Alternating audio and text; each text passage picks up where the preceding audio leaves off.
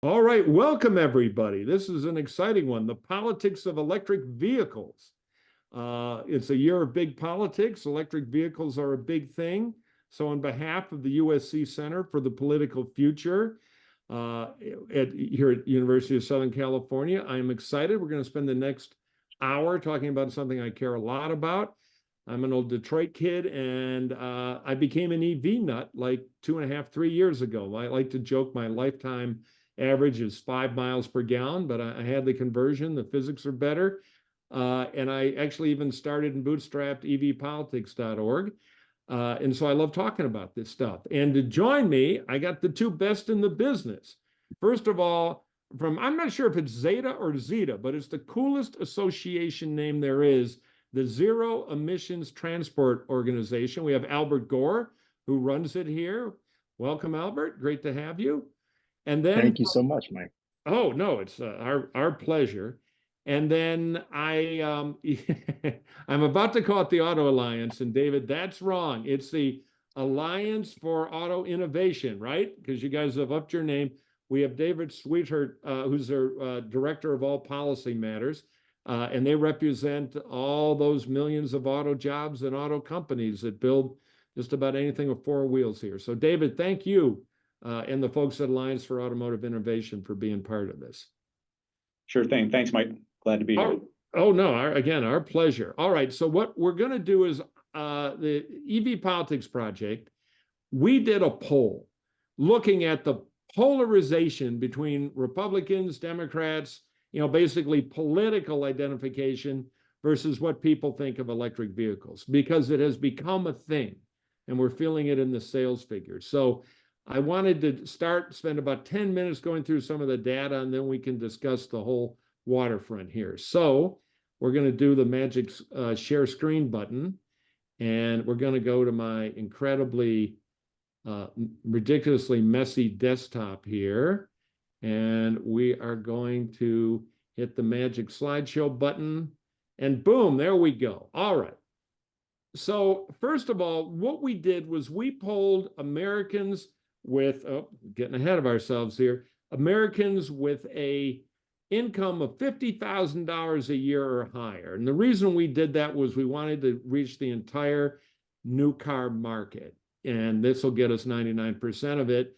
We lose about a third of the voters. So we have about 2/3 of the voters and all the car buyers. So we asked people what kind of car they drive. And we have actual registration statistics, and David's organization keeps good track of this. So there's a little bit of range to this, but fundamentally, 8% of people said they were electric car buyers. They had bought electric cars. And if you look, the partisan breakdown, 3% of Republicans told us that. And by electrics, we mean battery electrics and plug-in hybrids. 15% of Democrats, and in the great independent tradition, they're sitting there at 9%. A little closer to Democrats than Republicans, but in the middle. Now, when you wonder about the partisanship of people with an income of 50K, a household income and over, as you can see, which that's our analog for the new car market, 40% Republican, 23 independent, 36 Democrat. So that's kind of who we talked to nationally, 600 people in a scientifically conducted poll.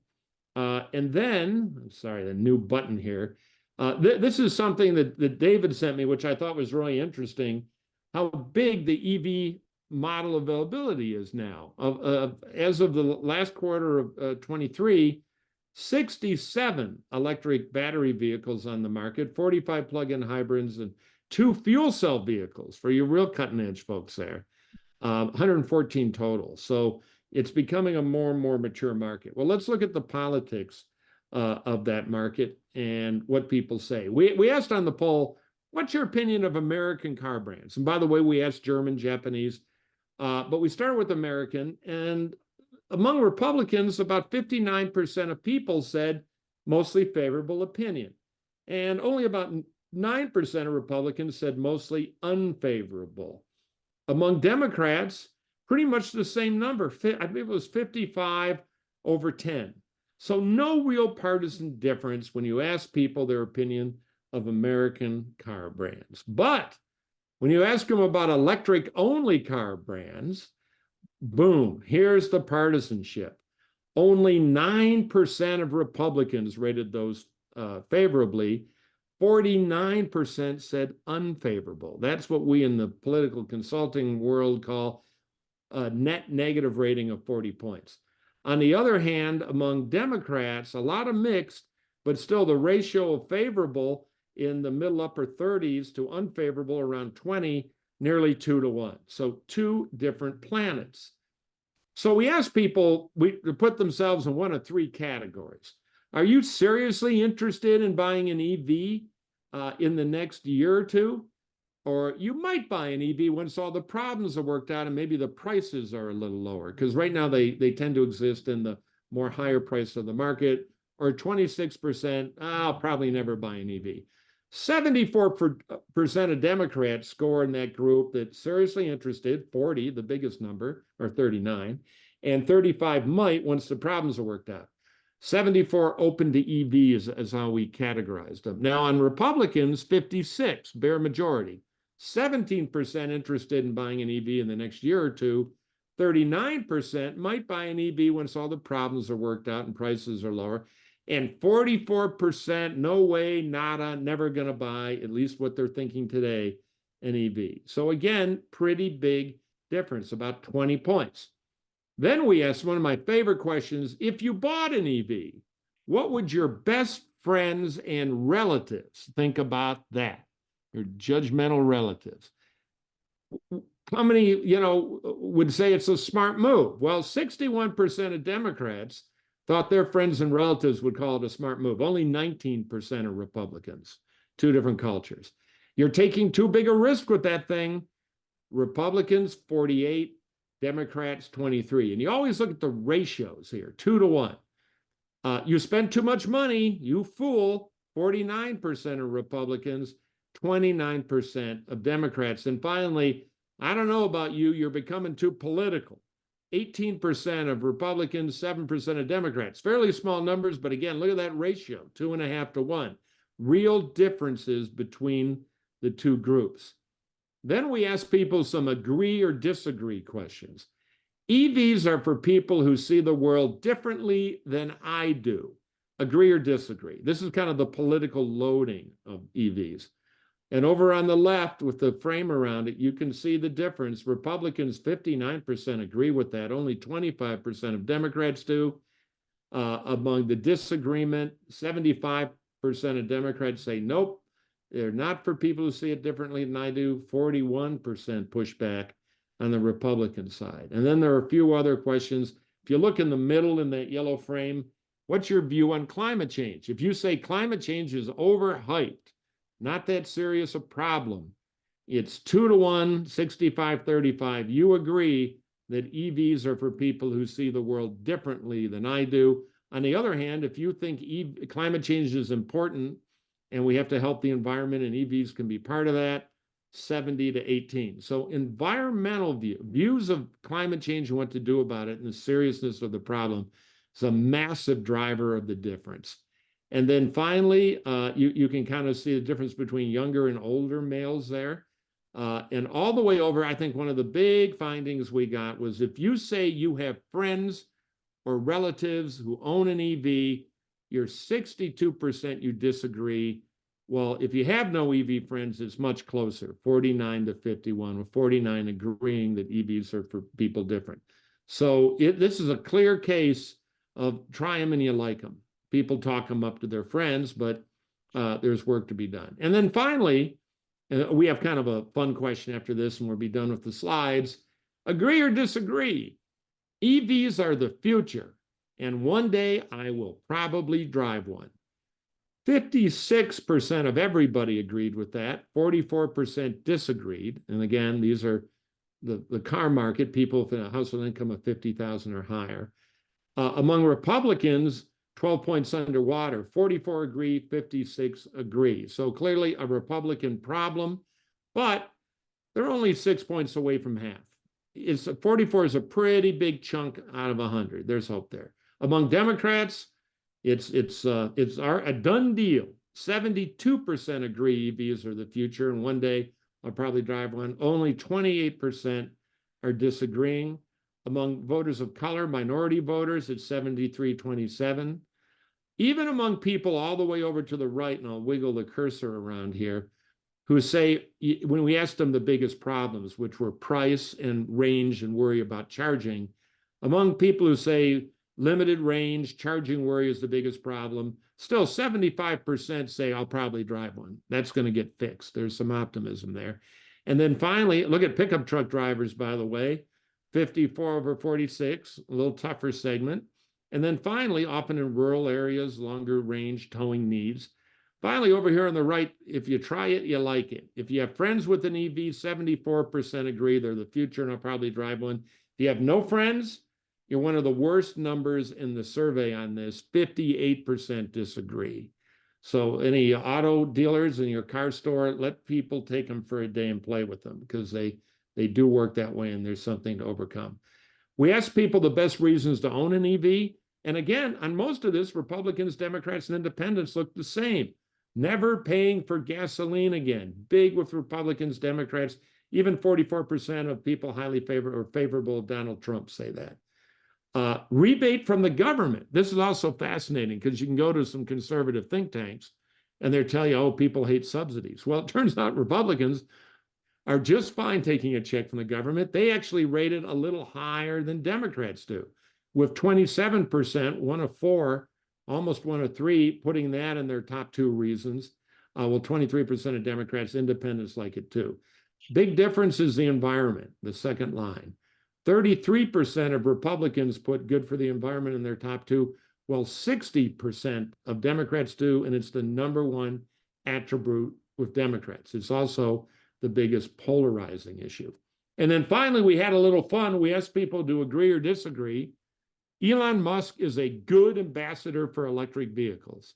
Among Democrats, 34% agreed and 66% disagreed. And this is political polarization, a really clear indicator of it. Among Republicans, who tend to be more hostile, as we've seen, to EVs, 61% said that Elon is a great ambassador, a good ambassador for EVs. Now, this means Elon Musk could help a lot with Republican EV attitudes, should he put that weight down that he has, that image. On the other hand, I'm sure the Tesla marketing people are hoping Elon takes a round-the-world cruise for a while because it's a little bit of a headwind for them. Same thing among people when we asked them, if you say climate change is a serious problem, you disagree that Elon's a good ambassador for electric vehicles by 58-42. If you think climate change is overhyped, which is a group less interested, significantly less interested in EVs, 2-1, yeah, he's a good ambassador. So there's an opportunity for Elon here, but also some headwinds. So that is a quick look at polarized America on EVs. So now, panel, all you've got to do is solve the problem. So I'm going to go to David first, because you guys at the Alliance really track data. You track the market. Your members are people who make the cars or make the components. What is the state of the EV market today? I keep hearing media reports about it slowing down, it's dying, et cetera, et cetera. What's the reality of the electric vehicle market in America for light duty? Well, thanks so much, Mike. And by way of background, knowing that some folks might have joined after introductions, I'm Dave Schwietert, Chief Policy Officer with the Alliance for Automotive Innovation.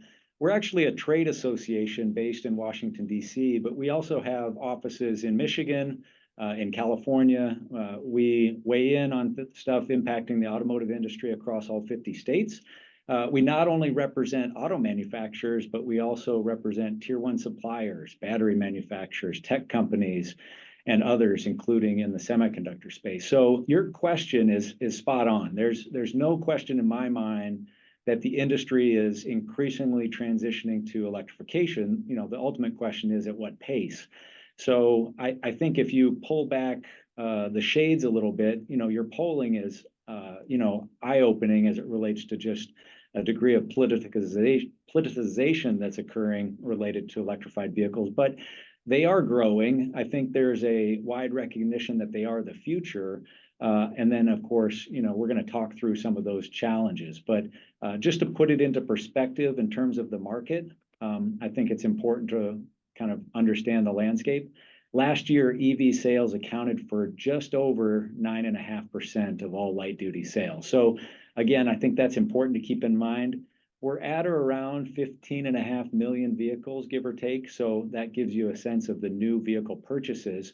And one thing that I think oftentimes gets overlooked is as people are asked about electric vehicles or what they might mean to individual consumers, is that of all registered vehicles in the United States, electric vehicles, those that are battery electric, plug-in hybrid, or fuel cell, only account for effectively 1.5% of all vehicles. So I think that's really important, both in terms of kind of where we are today and where the future is. But the investments that are being made by manufacturers and suppliers across the country are really staggering. We're tracking over $125 billion of industry investments that are really helping to shape manufacturing, not just for today, but also for the future. And that obviously has a lot of impact in states and localities in terms of jobs and the like. So hopefully that helps to give you a sense of at least where the industry is today. Pretty much committed because it's seen as the future. And I know the competition in Asia, particularly in the PRC, is very serious about electric vehicles, and they're coming. So from my point of view, part of the question here is existential. Are we going to compete in the future market, or do we want to shrink and make less cars and employ less people here, which I don't think any of your members want to do, and I doubt few people do either. Albert, your organization is relentlessly bipartisan. You're on the Hill a lot, pursuing electrification across the board. How are you seeing the partisanship there? What are you running into? What's your kind of take on the way this thing has become tangled up in politics? What are the realities? Yeah, well, thanks, Mike, for the question, and for all the great data.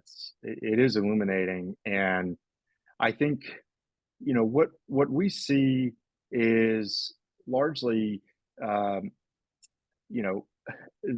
fact that we've got a wide open market for electric vehicles, a lot of potential EV customers out there that haven't had a chance to test drive one or have not had much exposure to one, and that there are some lingering attitudes that are slow to change about the technology itself, the vehicle technology itself. And so that creates a bit of a vacuum when you've got folks who haven't had a great deal of exposure to EVs and are attaching a lot of political thoughts to them. I think when we think of EVs, as you said, we do strive to be relentlessly bipartisan or nonpartisan. We function like a trade association. We share some members with the innovators, and we've got companies across the full EV supply chain, from mining to battery manufacturing, all the way down to EV OEMs and electric utilities. So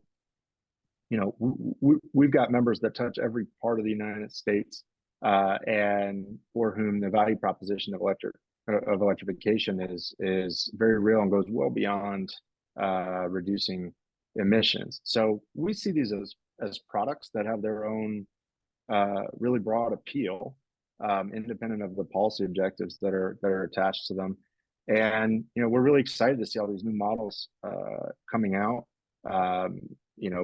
More people having an experience with electric vehicles more similar to what you would have just viewing them alongside other new cars that are available for purchase. We're starting to see that level of variety. We're starting to see more variety in price points as well. But as we get more supply and the market starts to mature, I think that the political valence that's attached to consumer preferences or to feelings about the vehicles themselves, or the drivers of EVs, or the potential purchasers of EVs, really start to fade away, because it's not clear that there's going to be a long-standing partisan correlation with regard to these products. They're They're really, really fun to drive. They're safe. They're easy to refuel and getting easier. That's not to downplay the challenges that exist in building out the infrastructure, but I think where the political system interacts with some of the policy outcomes that are positive that are associated with EVs, that's where you start to see these feelings emerge. But I think we're past a really critical point in that process where the industry's been seeking certainty about what path are we on for the next decade or so, and now we're just getting to work solving the challenges of EV deployment and infrastructure build out.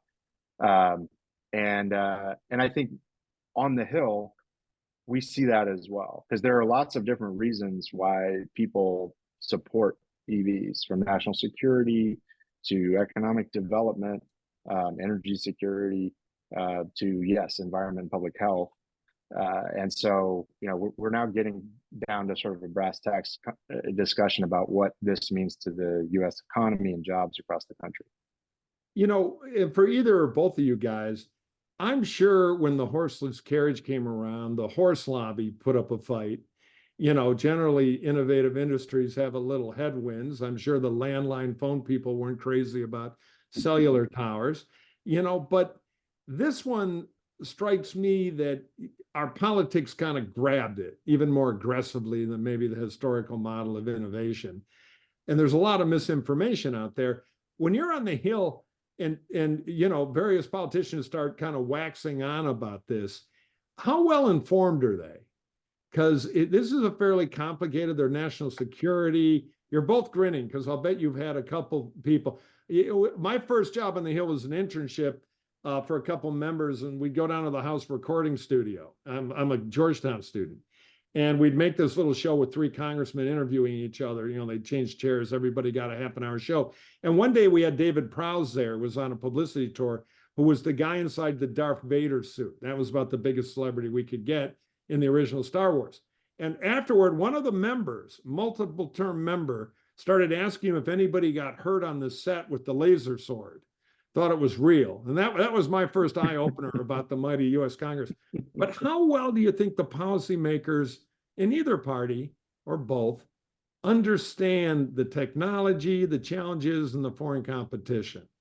Better than I think, or because I just look at the comments, they tend to be reflexively political, but not very, very particularly informed on the hard math numbers behind this. Yeah, Mike, I'm happy to take a stab sure, at it. It's a fair question. I think oftentimes interacting with elected officials or staffers on the Hill, one of the challenges is it does become kind of a red team, blue team, or shirts versus skins type topic. But I think, Albert really hit the nail on the head. I think once people are able to better understand what the technology means, then they're more inclined to give it a try. So again, this isn't the auto industry saying you must drive an electric vehicle, but let's rewind a couple decades. Hybrid vehicle technology was very novel, and it would probably surprise a lot of people, but they've grown so accustomed to hybrid vehicles that accounted for about 10% of vehicle sales last year. So I think in many ways, because of certain challenges, whether it's geography, whether it's access to charging infrastructure, EVs have generally a higher upfront cost than traditional vehicles, and we're coming off an all-time high price of vehicles because of the semiconductor chip shortage. So, scarcity caused an increased price, and I think some of what you're seeing in your polling is a reflection of just the overall market. We've also seen an increase with interest rates. So, if not your largest purchase or your second largest purchase in your life, has implications as it relates to whether or not you might be able to afford that new product. So I think EVs kind of get viewed through that lens. But at the same time, I think politicians sometimes latch on to, well, this is only happening because of this regulation or for this reason, when in reality, I think we all can agree that there's a number of benefits. Albert walked through some of them as it relates to efficiencies, in terms of general operation, maintenance, costs, those type of things. So when we can get beyond that, I think, there's kind of a more openness to things, but it also, and I'm not making a shameless plug here, but we've got a number of great resources that break down not only vehicle sales by powertrain, but also, some of these issues that we're running into in terms of charging access and public charging and those type of things. So I think as the public gets more accustomed to and sees additional powertrains like electric vehicles or fuel cell vehicles, they're more open to them. And then it ultimately comes down to a price point issue where, because of scale and cost efficiencies, I think some of the issues that are preventing EV purchases will change in the future. But again, it may or may not be for all buyers, but it's not about the industry saying, hey, you must drive an electric vehicle, whether it meets your needs or not. It's talking about some of the political lens that we're viewing it, as well as the regulatory structure. And remember, the auto industry is tremendously competitive. So the industry is always innovating. So whether it's your internal combustion engine efficiencies, whether it includes a downsize engine or a turbocharger or whatever it may be, there's a lot of innovations occurring for market share and competition. Electrification is just that next chapter. So again, I think as we ease some of these early concerns, some of it's price and affordability, some of it's the charging infrastructure, there'll be wider spread adoption. But again, at this point in time, some people project there'll be widespread adoption within 5 or 10 years. I think it might take a little bit longer because, as I said, those data streams that we show in terms of vehicle purchases and registrations by state underscore just the diversity that we have in the United States in terms of the types of vehicles that people drive, not just for commuting in a metropolitan area, but covering vast distances. I grew up out west. I'll tell you that an electric vehicle might not necessarily meet all of the needs for all purposes. So, I think that's part of the evolution that I'm talking about, and certainly defer to Albert if he's got thoughts as well. Yeah, well, I think that was well stated. I don't think that there is anything unique about electric vehicles or charging that makes it harder for folks in Congress or on the Hill, whether members or staff, to sort of wrap their arms around it. I think that we, particularly at the staff level, there's been a lot of interest in the exciting new technology that's come out that's made in the United States in particular. This has kind of quietly been a major success story for American innovation, American manufacturing. And we're in an age where if I don't understand something, I can go watch a 10-minute YouTube video or a 3-minute YouTube video and instantly understand it better than an hour reading the manual would allow me to. But we've seen over the last decade or so, with regard to charging and battery technology, vehicle technology, such an explosion of cool innovation, a lot of it in the EV space, some of it not exclusive to the EV space, but making its way into all new model cars. And I'll say that there's not no party's got a monopoly on misunderstanding, new technology either. We've got we're fighting a mandate to include AM radio receivers in all new vehicles, which, we're trying to make it clear to lawmakers, hey, EVs, it's not like a preference thing, it's a physics thing. It's, the motor interferes with the reception. So we bring in the signal digitally, and we've never had a single complaint. But it's difficult with new technology sometimes to say, let's sit down and understand all this, benefits, warts and all, et cetera, and figure out, how to take a clear-eyed look at what makes good policy. But I think that there's a really good big bipartisan lane around finding solutions, and it's been a great place to work with regard to the EV supply chain, because you've got minerals, big battery manufacturing facilities across the United States, largely in red states, but also also many blue states. The industrial Midwest, the Southeast, where my folks are from. Tennessee is making a strong case for being the sort of hub of EV manufacturing. or one of them at least, Texas, Georgia, et cetera. So, you know, there's a really, really strong sense of community as well among these towns, cities and towns, that feel bought in to this. And I think that starts to make its way up into offices that may not be plugged into the clean air argument or the climate change argument, but are very much tuned into how this affects folks in their district or their state. Yeah, I want to get to the job thing in a minute, and I have a great infographic that David sent me I'm going to put up, but let's pretend for a minute we're play sci-fi make-believe. EV powered flying saucer lands, the aliens get out and they say, okay, you guys are now in charge, not Congress. What is the best policy? Because, you know, we have the infrastructure bill, which I was a fan of, but we've been having trouble building chargers. The money goes to the states, and a lot of the states are still thinking about it. A few, I'll give a hat tip to a Republican governor, Mike DeWine in Ohio, because he's kind of a meat and potatoes, get it done Republican, open some places. There are more starting to open, but it's been slow.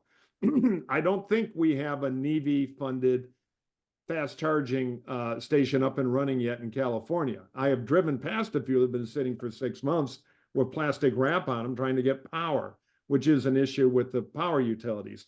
So if you guys could cut through everything, what are policy things that either the government's doing right, they ought to just do faster, or the government ought to be doing, or at least from maybe you disagree or not, but where they're in the way a little bit. What would be your kind of elevator pitch? You had the president in the corner.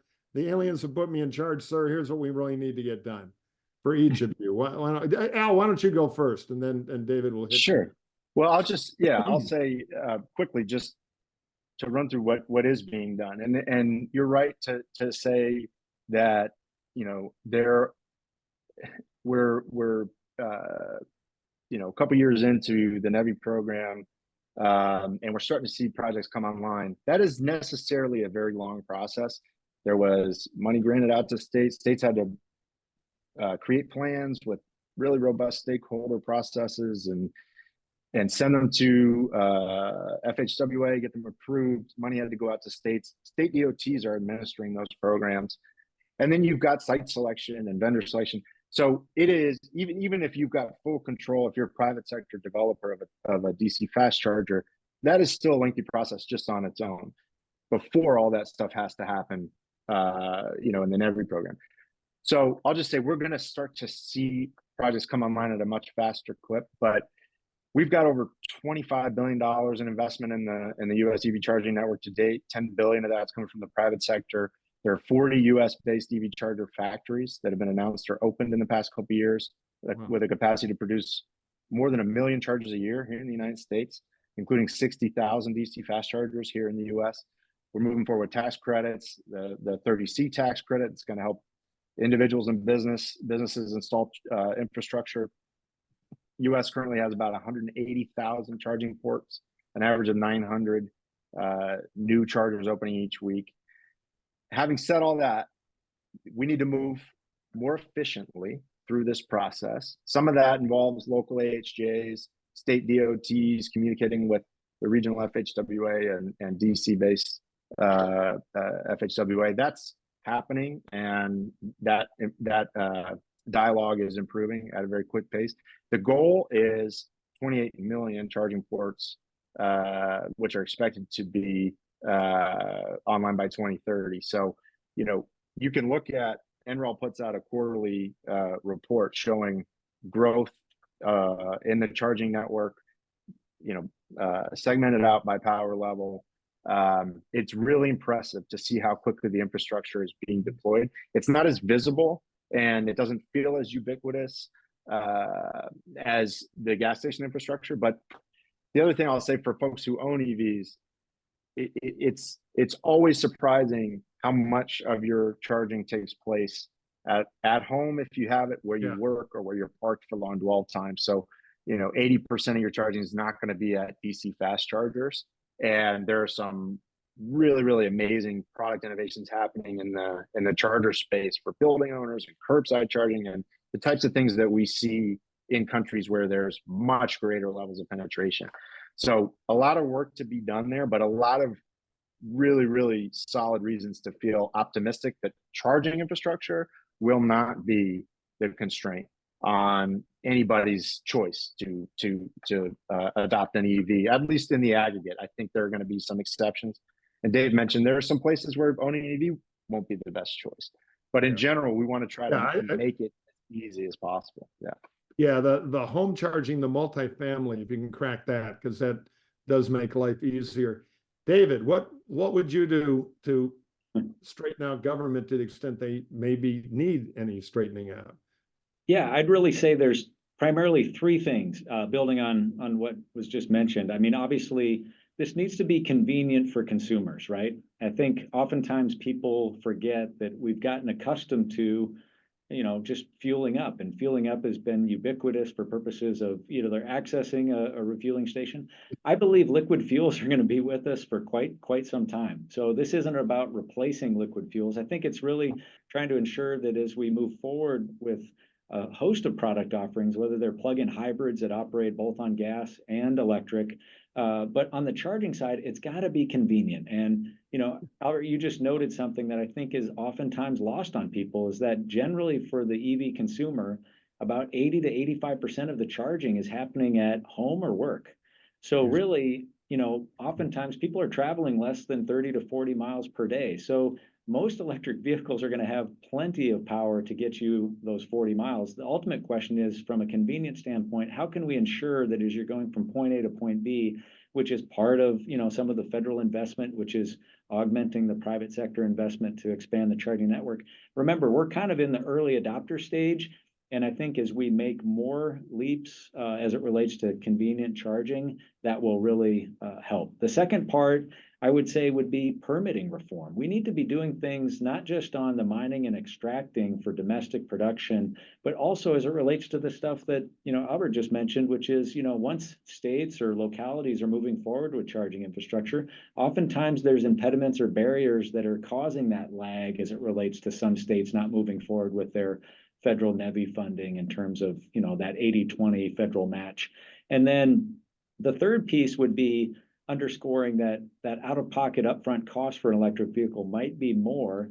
We haven't gotten into this just yet, but I'd say that there's a correlation between federal or state incentives and consumer uptake. So you showed on the screen earlier, there's roughly 114 electrified vehicles for sale today, but only 22 of them qualify for the federal tax incentive up to $7,500, 13 of which are full credit, 9 of which are partial credit. So I'd say that there's a little bit of not necessarily confusion, but maybe, impediments on that side until we get to the point of price parity that might be dissuading a degree of consumers who might otherwise be interested. So again, those are my 3 recommendations that if I was part of that landing team with that UFO that I'd recommend. No, it's good advice. So the aliens are listening right now. All right, send a saucer to Washington.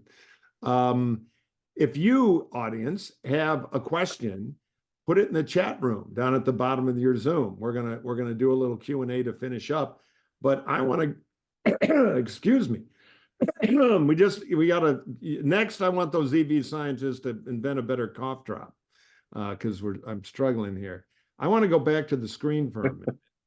And I want to get to the jobs issue, because that'll lead us to the politics issue. So here we go. And this is from the Alliance. David kindly sent it to me. This, by the way, is the great, let's back it up one here. Sorry, this thing takes off automatically. Okay. Here's the political story that may enter the election, because I don't think people know this. Look at that spending footprint on manufacturing jobs and supply chain, $125 billion in EV investments. And as I think both of you noted, a lot of it going to red states, or at least swing states. And I've got a chart about that. But this thing on an economic basis is really, really big. The only place that's bigger is our economic competitor, China, which has massively put government subsidies, about 7 times what we spent from basically 0 to 2021 So I think most people don't understand this. I believe we have the tribal fight now of, oh, those are Biden mobiles, environmental, you're a green mobile, which is, we're the only big country where that's a polarizing argument. Most places there's consensus on climate change, but not here, reality. But if you just look at the economic argument, 10 million jobs coast to coast are connected to the auto industry. And this is where all the action is. So I just wanted to put this up for a minute. I don't know if you each want to tag it. And then I want to get into the pure politics of the election. And will the election be good or bad for EV polarization? So if anybody, I mean, it kind of speaks for itself here. It's pretty impressive. I was going to let Al jump in, but you're kind of to show this. I think it's a great visual, not only because it shows the reach of the auto industry, but again, Albert noted, whether it's Tennessee or Georgia or North Carolina or Michigan or Indiana or Ohio, the investments are absolutely staggering, which underscores something that I think is lost on folks. We can't just think about auto manufacturing or the cars that are for sale today. We've also got to think about the future. And, if the US wants to be competitive, do we put our head in the sand and say, well, we're just not going to compete as it relates to this new powertrain? And I think the answer is a resounding no. So I think that's what we've got to move beyond. There's obviously national security, energy security, geopolitical, strategic benefits of ensuring that manufacturing, particularly the largest manufacturing sector in our country, is investing in the innovations that are going to lead to, competition, not just among automakers in the US, but globally. And that means exporting vehicles that are produced in the United States as well. I think that's oftentimes overlooked. That's about 2 million vehicles today, which isn't something to sneeze at. So I'll certainly defer to you in terms of any reaction to this, but I think that that's really something, regardless of party affiliation, regardless of people's background, regardless of what vehicle they may or may not want to drive. I think we could have a separate discussion or hopeful agreement that it's in the US's interest and our manufacturing sector's interest to support those innovations that are going to lead to a whole host of things, some of which we can't even contemplate today. Yeah, thanks, Dave. I think, if you imagine somebody who is sort of fuel agnostic or powertrain agnostic, but is super focused on national security, this is a project of national importance to try to move this supply chain, similar to what we've started to do with microchips. So the Chips and Science Act is investing really heavily in chip manufacturing here because of the geopolitical risk associated with the concentration of chip manufacturing in the Far East. So similarly, there's a heavy concentration of battery manufacturing, battery component manufacturing in China. But it doesn't necessarily have to be that way. They've invested heavily in sites around the world to control that supply chain. I think what we're that is a major priority for folks like, for instance, at the NSC. And SAFE is an organization that brings together a lot of folks in the national security community to talk about the importance of that. The economic impact across the United States in moving that supply chain here, close to where the auto manufacturing itself is happening, close to where the battery manufacturing is happening, is incredibly important. And this is, I think, a contrast to, say, 15 years ago. There was an example of, it's very difficult to retrain, somebody who's spent decades mining coal to go install solar panels. There are examples of that happening, but it's not super easy to do. Versus, we have examples. Spring Hill, Tennessee is a great one here, where you've got a facility that manufactured Saturn vehicles when I was a kid. Is the site of a lot of, I think, Cadillac manufacturing. Now is the site of a joint venture between LG and General Motors for a battery manufacturing facility in the same community where they've long manufactured gas vehicles. So that's happening around the country as well. These are, auto manufacturing jobs that are transitioning to clean EV manufacturing jobs in the same communities and springing up in in new communities in South Carolina and Georgia and Texas, just to name a few. So I think telling that story is really important. If you go down, if you go to the fuel piece of it, the electricity supply industry in the United States represents about 7 million jobs. That is an enormous industry across the entire country that is dedicated to building our electric grid, to building new generation capacity, to building cleaner sources of electricity generation. And those are really, really good local jobs in every community in the United States. And they are, very aware of how they're bought into this transition and what it means to that industry, which, really does affect every community across the United States. So it is a project, it's a public works project that I think those folks feel a lot of pride in. The old story about Henry Ford wanted to build a car that his employees could Right. afford to buy on their salary. That's the challenge that we're undertaking right now, and we're in the middle of it, and we're going to get there very soon. We're very close to price parity, but again, the price of a new vehicle overall is pretty high. It's higher than it was in those days. So I think that the innovation curve is really steep. The price per kilowatt hour of the batteries is coming down significantly. I think programs like the 45X production tax credit are really, really important. So communicating, I think, taking it out, maybe outside of the frame of the IRA, which contains a whole lot of things other than the clean vehicle production credits, but just saying, here, this makes us more competitive with China. This helps us to grab the reins and assert global leadership for decades to come in battery manufacturing and vehicle manufacturing. And it is growing jobs in all of these places, in the Southeast, the Midwest, the Southwest, and the places where it's already, growing in California and Illinois and Georgia. So, I think it's a storytelling piece, which is why I'm so happy to see you coming in to this effort as well, and bringing your expertise to bear on how to tell that story in a way that breaks through. Yeah, I just grew up around auto plants in Detroit. We used to do the school trip. And, I had a conversation with one of the big auto CEOs not long ago. And the CEO told me China's the largest auto market in the world, and it's gone electric. Now they're exporting to Latin America and they're exporting to Europe. So if we don't get in the game to compete, which we're totally capable of doing, but it would be nice to have the home team behind us instead of silly political obstacles. If somebody calls me in 12 years for 10,000 tanks, I'm going to tell, well, I don't have any factories anymore. Call China. And that I think is a wake-up call that's not in the equation. So here's pure politics for a minute.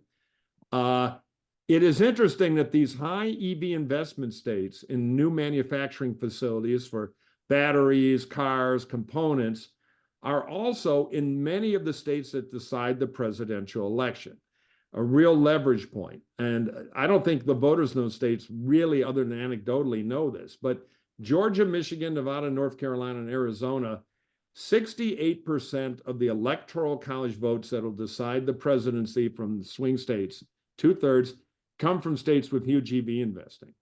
And you can see it right here. And these numbers, by the way, we have to keep updating the chart. They keep growing every week. But this, I think, is the sleeper issue in the swing states.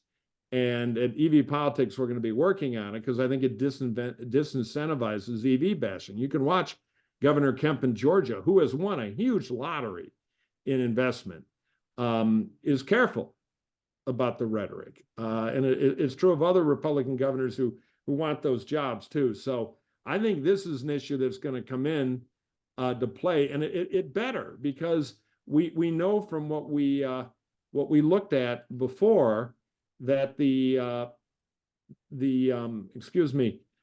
market penetration of EVs has to be bipartisan to get up to the numbers. We have the EPA goals, and you can't get there on Democrats and some independents alone. So it's important work. So why don't we go wrap up with a couple of questions. First one is from Anonymous. How do U.S. electric vehicle adoption rates compare to ownership rates in other car crazy nations? I like Anonymous, like New Zealand, Poland, Italy, Canada, Australia, France, basically Europe. Are we tracking similarly to other nations, or are we lagging globally? Who wants to take that? I can give you a quick response. China's about twice the U.S. auto market, just to give you perspective in terms of the scale. The U.S. is probably the third leading large developed market as it relates to electrification, but we're behind China, we're behind Europe. But I would note, oftentimes people say, well, why is that? I think some of it's what we've discussed today. There's vast differences in the US between, states and other localities. So some of it is the consumer preference in terms of mobility generally. So, to ensure that consumers have less of the range anxiety related to electric vehicle in the US, you're going to have to put maybe a larger battery pack on an electric vehicle to ensure that you've kind of corrected for that. So that's my quick reaction in terms of, how the US stacks up otherwise, but it's not as simple as just saying, well, this is happening in another country and they've got X% of electric vehicle adoption. Why can't the US do it? Well, there's a lot of reasons. I'll defer to you on that. No, totally right. I mean, the US is a unique country geographically. So it's difficult to compare the US to, a country like Norway, for instance, or China, because of the way that China's economy is organized. One graph that I like to show is by state. It's a heat map of a share of new vehicle purchases that are light trucks or SUVs. And there are a staggering number of states across the country where the majority, or 60 to 70% of new vehicles, are in that segment. And we're just now entering a period where we've got, battery electric EVs and pickup trucks available for purchase. And those costs are going to need to come down to start to penetrate those markets. I think the infrastructure piece is solvable. It's really the manufacturing piece. I mean, someone will not have considered an EV for their next purchase if there's not an electric version of the only type of vehicle they're looking for in their state or in their region. Right. So we're still, I think consumer preferences may shift a bit, but we also have to meet folks where they are and deliver vehicles that meet the needs that everybody has with regard to their cars. One thing is 5% has been shown to be a meaningful threshold after which there's a social proof effect. Right. People would much rather talk to their neighbor than listen to me or us talk about why they should consider an EV, because they'll get an unvarnished look at it. And we see that with rooftop solar and a lot of other things too. So. All right, we got very little time left. We're going to do a lightning round here. Somebody wants to know, when will the U.S. Postal Service replace their postal delivery trucks with EVs? I know the Canadians are doing it with American-made Rivians. What do we know? Has there been discussion of that? Any quick answers? I believe there's a. My guess is there's discussion. The Postal Service is generally under financial pressure. So yeah, but it is. There was a significant amount of effort that went into that, and it is underway. I'll put it that way. A lot of the hard work has been done. It's really the implementation that's underway now. Another question, are any state or federal rebates set to expire? That's one part of the question. And the second is kind of the other argument. Are those just giving rich people a discount, people who can afford EVs anyway? What's the quick take on the rebates? Are they going to stick around? And that argument about they're subsidizing wealthy EV buyers? Sure, Mike. I guess in terms of federal or state incentives, they fluctuate. So at the federal level, I talked about the federal tax credit, which only 22 vehicles currently qualify. So those already include some degree of means testing in terms of the price of the vehicle or the income of the buyer. So I think that addresses maybe that question, at least at the federal incentive level. Now, at the state level, we see a direct correlation with states that have additional EV purchase incentives or plug-in hybrid purchase incentives, but those can fluctuate depending on state budgets. So again, it can ebb and flow depending on the resources the states have in place. But when there are incentives, we see a higher saturation or a higher uptake as it relates to electrification And the secret sauce would be a combination of a federal qualified vehicle eligibility from a tax incentive along with a state and local incentive. And remember, the average age of a vehicle is growing, and it's a little over 12 years old. Right. So those incentives really can help in certain markets. And EV prices are going down. I think that the average delta is down to like 5,000 from a lot more. All right, this is an interesting question. I'm not sure we know the answer. If anybody does, it'll be David, or maybe Albert will surprise me. I don't know the answer, but David wants to know what percentage of EV owners buy a second one versus going back to internal combustion. Everybody I know with an EV is pretty nuts for it, but I wonder if there's market data on that. I have seen some market data. It's fluctuated. I saw some stuff a couple years ago. Generally, I guess one of the challenges is understanding the market, right? So for an EV owner today to have that question, are they going back to EV? Or are they going into plug-in hybrid or internal combustion? In the past, before there was a lot of advances, some people were not making that decision to go back to electric vehicles. But as Albert noted, there's been so many improvements from first generation to what we're experiencing today. It's not by accident that there's over 114 models available for consumers to choose from. So I think some of that was early indicators that have now proven themselves to not necessarily be the case. Gotcha. Pierce wants to know, this will be our last question, and again, I apologize, but we got to get to it quick.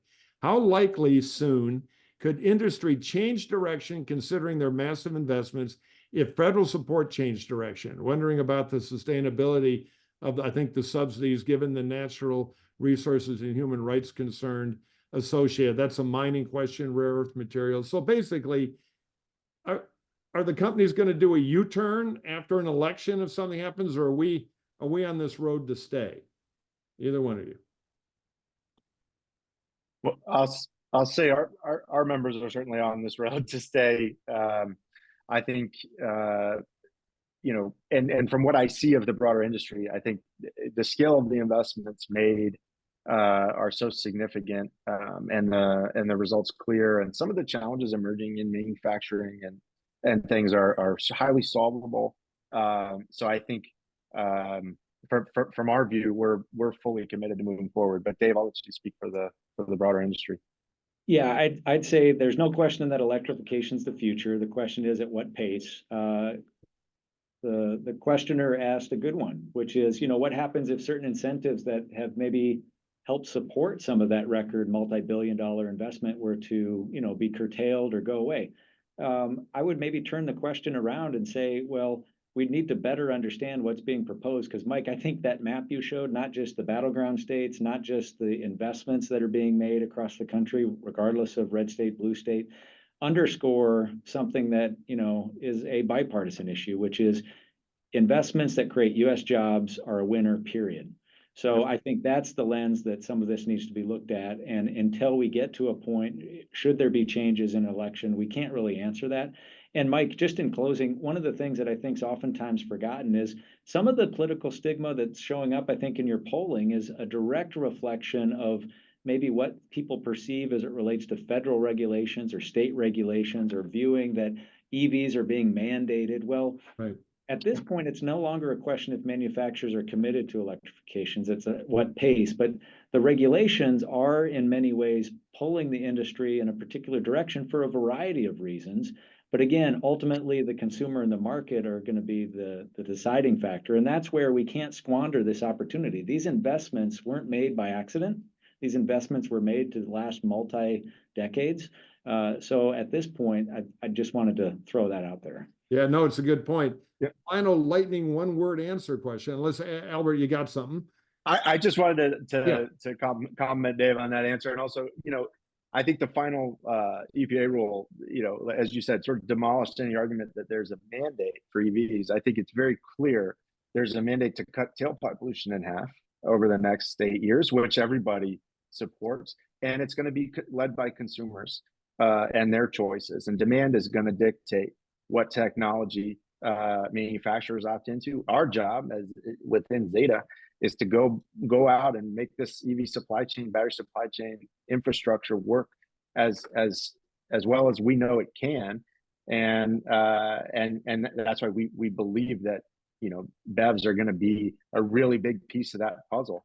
But you know, I think, you know, anybody who's out there saying there's a mandate is out of date with their talking points. Yeah. No, it's a scary monster, but it's not really that accurate. Okay, I want to thank Albert Gore from ZETA, my favorite name, the Zero Emissions Transport Organization. They put out a lot of stuff, including a cool weekly email newsletter. You can Google them and check it out. Also from the Alliance for Automotive Innovation. See, I got it right. David Schwietert, they put out incredible data on their website. And finally, if you're a fanatic for this stuff because you care about American jobs and you like driving a fast car, low maintenance, and not paying at the pump here in California, you know what I'm talking about. Check out evpolitics.org. You can even get a cool bumper sticker and a coffee mug with one of our snappy items in the merch store. So thank you all. I want to finish with a plug for us, the Center for the Political Future. If you want to know about these Zooms, and we do a lot of them, and our on-campus programming, we have a newsletter. All you got to do is sign up. So just go to our website, the USC Center for the Political Future, or if you've got a photographic memory, you can go to signup.e2ma.net /sign up/ a lot of numbers I won't even try. Just go online, get our newsletter. It's great. And finally, if you want to support our work, we raise money to do that. Check it out. Again, at our website, we have the center leadership circles, lots of levels where you can give and help us with the internships on campus. We put a lot of kids out into the real world to learn stuff, and all the work we do at the Center for the Political Future on less partisanship, less polarization, more disagreeing agreeably with a common set of facts. So I want to thank my guests. I want to thank you for watching. And when in doubt, drive electric.